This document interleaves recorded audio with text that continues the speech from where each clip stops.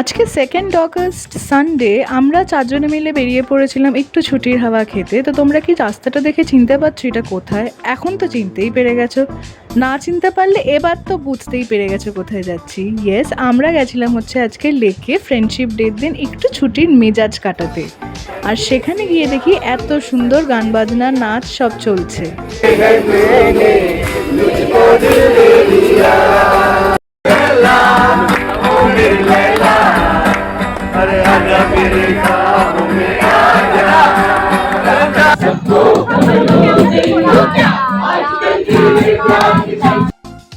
তো এত সুন্দর ফুরফুরে মেজাজ গান নাচ দেখে পাপার মনটা আরও ফুরফুরে হয়ে গেছিলো। পাপাও নাচতে শুরু করে দিয়েছিল। তার সাথে সাথে আমরা বসে বসে বেশ কয়েকটা ছবি তুলছিলাম, গল্প করছিলাম আর একদম ছুটির হাওয়া খাচ্ছিলাম। দারুণ লাগছিল সত্যি কথা বলতে।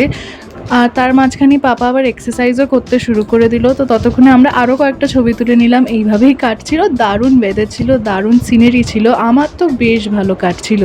এবার আমরা এখান থেকে বেরিয়ে গেলাম আর গেট নাম্বার 10-এর সামনেই একটা চায়ের দোকানে চা খেতে দাঁড়ালাম। আর ওখান থেকে আমি নিয়েছিলাম হচ্ছে মাল্কিস্ট বিস্কিটটা, বিকজ আমার এটা বেশ ভালো লাগে খেতে। ওরা নিয়েছিল চায়ের সাথে সন্দেশ বিস্কিট।